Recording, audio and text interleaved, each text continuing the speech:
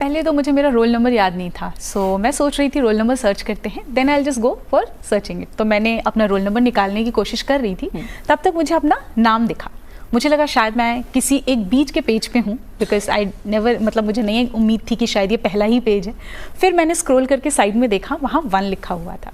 उस वक्त मुझे कॉल आया तो कहा गया कि शक्ति कैसा रहा, तो मैंने कहा मेरा नाम रैंक 1 के सामने लिखा है, मुझे लग रहा है ये फेक पीडीएफ है।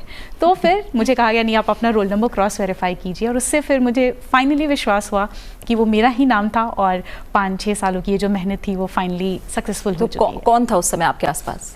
मैं यहाँ पे एक्चुअली अभी वर्क करती हूँ एक इंस्टीट्यूट के साथ, तो मैं यहाँ अकेले ही रह रही थी पीजी में, गर्ल्स पीजी में। तो मैं अकेले अपने रूम में बंद सुबह से, क्योंकि पता था आज रिजल्ट आने वाला है, सो बहुत डरी हुई थी और बहुत बार ये सोच रही थी क्या हुआ अगर पिछली बार की तरह इस बार भी नाम नहीं हुआ लिस्ट में।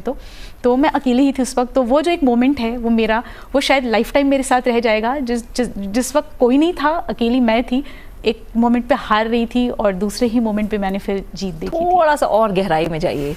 क्या आपको जब पता लगा नहीं ये पहला नाम मेरा ही है, क्या आंखों में आंसू आए या खुशी से मुस्कान आई? पहले आपने मम्मी पापा को फ़ोन मिलाया, क्या कुछ हुआ? थोड़ा सा और बताइए। जब मैं कंफर्म हो गई कि वो मेरा ही नाम है, तो एक मोमेंट के लिए तो मैं बिल्कुल शॉक्ड, बिकॉज मुझे मैसेजेस आने लग गए थे कांग्रेट्स करके और AIR1। तो पहले तो मुझे मोमेंट लगा कि खुद को रियलाइज़ करने का कि ये हो गया है। फिर मैं थोड़ी देर वो खुशी के आंसू कहो, सुकून के आंसू कहो, वो थे। फिर मैंने सबसे पहला फ़ोन पापा को मिलाया, तो पापा को मैंने कॉल किया और मैंने कहा पापा रिज़ल्ट आ गया। एंड क्योंकि मेरी आवाज़ काँप रही थी, मैं रो रही थी, तो उन्हें ये लगा कि नहीं हुआ इस बार भी। तो उन्होंने कहा कोई बात नहीं, जाने दो, रहने दो, होता है, कभी हम हारते हैं, कभी हम जीतते हैं। तब मैंने पापा से कहा पापा नहीं पापा हो गया। तो इसलिए हो गया मतलब, तो मैंने कहा इस बार क्लियर हो गया एग्ज़ाम और रैंक 1 है। तो तब मैंने पापा को बताया था। अगर मैं अपनी बात करूं तो ये सपना तो पापा का था, क्योंकि पापा पुलिस डिपार्टमेंट में काम करते हैं, यूपी पुलिस के साथ। तो वो सपना बहुत ही बचपन में कभी उन्होंने देखा था।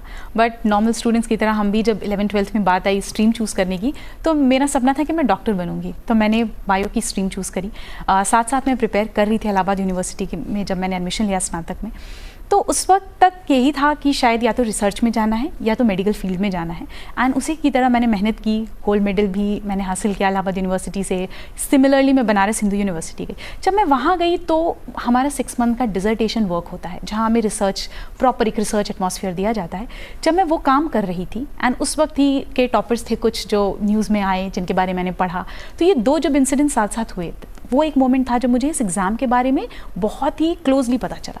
फिर मैंने रिसर्च शुरू करी कि क्या जॉब प्रोफाइल है, क्या इसमें अपॉर्चुनिटीज़ मिलती हैं। एंड तब मुझे समझ आया कि अगर मैं साइंस स्ट्रीम में जाती हूँ, डेफिनेटली वो लोग भी देश की सेवा ही कर रहे हैं, उसमें ही कंट्रीब्यूट कर रहे हैं, बट वो एक बहुत ही स्पेसिफिक फील्ड है जिसमें वो काम कर रहे हैं। और UPSC के थ्रू जो हमें अपॉर्चुनिटी मिलती है वो बहुत ही डाइवर्स है। तो तब मैंने मन बनाया कि इस एग्ज़ाम को देकर तो देखेंगे, अपनी पूरी कोशिश करेंगे, पूरी मेहनत से। तो इस तरीके से UPSC का डिसीजन लिया गया था। बिल्कुल।